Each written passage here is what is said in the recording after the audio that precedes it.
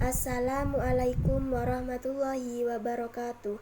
Saya Vivin Nabawiyah, mahasiswa Institut Agama Islam Syarifuddin Lumajang, Fakultas Tarbiyah, Prodi PAI, dari kelas 2B akan memberikan sedikit materi tentang filsafat pendidikan Islam, mulai dari bab 1 sampai bab 8. Bab 1. Pengertian filsafat dan ruang lingkup pendidikan Islam. Pada bab ini terdapat 5 poin utama. Yang pertama yaitu pengertian filsafat. Filsafat berasal dari bahasa Yunani, yaitu philos dan sophia, yang berarti cinta kebijaksanaan. Sedangkan menurut istilah, filsafat adalah ilmu yang mempelajari dengan sungguh-sungguh tentang hakikat kebenaran sesuatu. Untuk poin yang kedua yaitu pengertian pendidikan Islam. Menurut Mustafa Al-Ghulaini, pendidikan Islam adalah pendidikan yang menanamkan akhlak yang mulia di dalam jiwa anak dalam masa pertumbuhannya. Poin yang ketiga, pengertian filsafat pendidikan Islam. Filsafat pendidikan Islam dapat juga diartikan sebagai studi tentang pandangan filosofis dari sistem dan aliran filsafat dalam Islam terhadap masalah-masalah kependidikan dan bagaimana pengaruhnya terhadap pertumbuhan dan perkembangan manusia muslim dan umat Islam. Poin yang keempat, dasar dan tujuan filsafat pendidikan Islam. Sejak dilahirkan, umat manusia telah diwarisi intuisi beragama dan intuisi serba ingin tahu. Dalam perkembangannya, kedua intuisi ini kadang menimbulkan benturan-benturan antara pikiran dan perasaan yang menimbulkan adanya pertentangan batin. Dengan ini, filsafat dalam pendidikan Islam sangat membantu untuk dijadikan sebagai suatu ilmu yang dapat dijadikan pedoman untuk menuntun jalan pemikiran manusia untuk menghadapi berbagai problem dalam pendidikan Islam. Yang terakhir yaitu poin yang kelima, masalah-masalah dalam lingkup filsafat pendidikan Islam. Masalah-masalah dalam lingkup filsafat pendidikan Islam ini dibagi menjadi 3. Yang pertama yaitu metafisika, yang kedua epistemologi, dan yang terakhir etika. Bab 2 menjelaskan latar belakang munculnya filsafat pendidikan Islam. Dalam bab ini terdapat 4 poin pembahasan. Yang pertama yaitu perkembangan filsafat spiritualisme kuno. Filsafat spiritualisme kuno ini membawa manusia untuk mengetahui cerita dalam kategori filsafat spiritualisme ini, yakni cerita dari Zarathustra, yang di dalamnya mengandung arti dan menjelaskan tentang spiritualisme kuno ini. Yang kedua yaitu filsafat pendidikan menurut Socrates. Prinsip dasar pendidikan menurut Socrates adalah metode dialektis. Metode ini digunakan Socrates sebagai dasar teknik pendidikan yang direncanakan untuk mendorong seseorang belajar berpikir secara cermat untuk menguji coba diri sendiri dan untuk memperbaiki pengetahuannya. Yang ketiga yaitu filsafat pendidikan menurut Plato. Menurut Plato, pendidikan itu sangat perlu baik bagi dirinya selaku individu maupun warga negara. Pendidikan itu memberikan kesempatan kepadanya untuk penampilan kesanggupan diri pribadinya. Yang keempat yaitu filsafat pendidikan menurut Aristoteles. Menurut Aristoteles, agar orang dapat hidup baik, maka ia harus mendapatkan pendidikan. Bab 3. Hubungan filsafat manusia dan pendidikan. Pada bab ini terdapat 4 poin utama. Yang pertama yaitu bagaimana hubungan filsafat dengan manusia.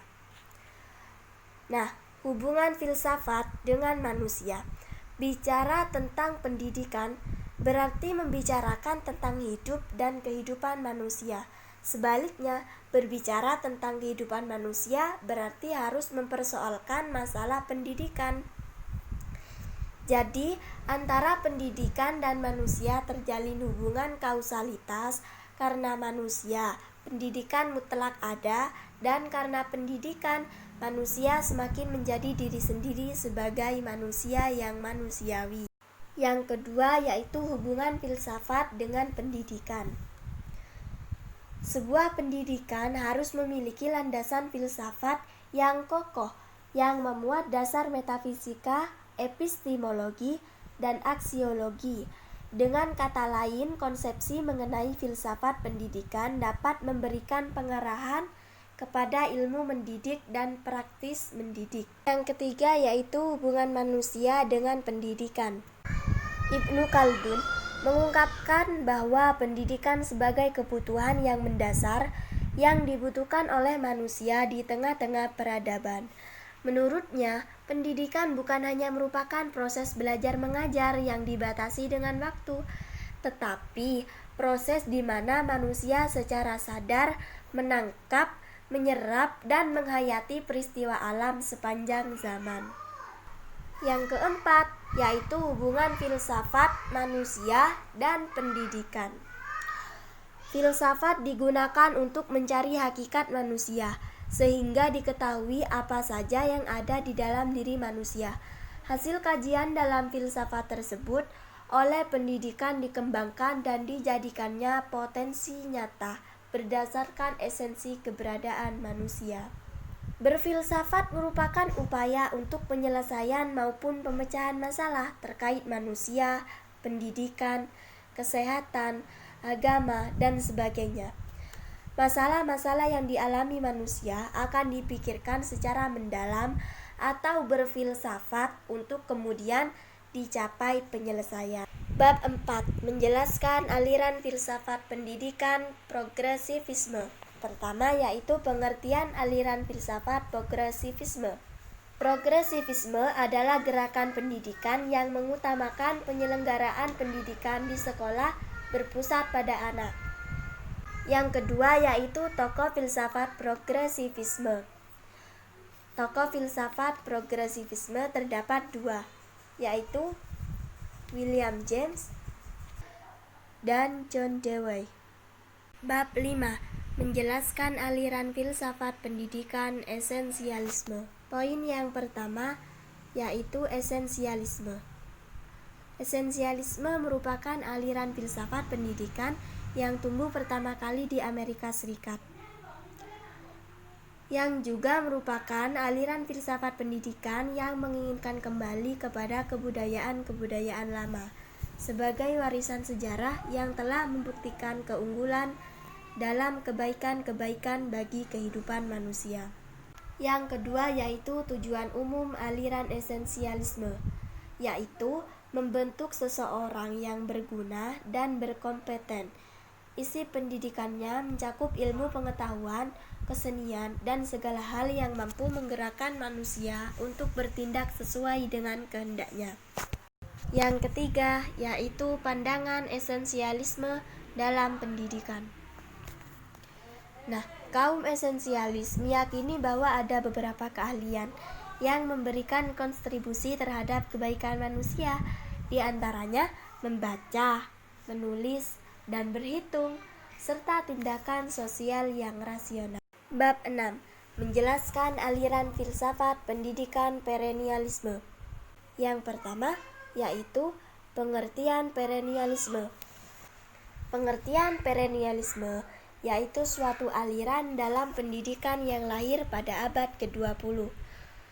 Pada aliran ini memandang bahwa kepercayaan-kepercayaan aksiomatis zaman kuno dan abad pertengahan perlu dijadikan dasar penyusunan konsep filsafat dan pendidikan zaman sekarang. Bab 7. Aliran filsafat pendidikan rekonstruksionisme. Pada bab ini terdapat 2 poin utama.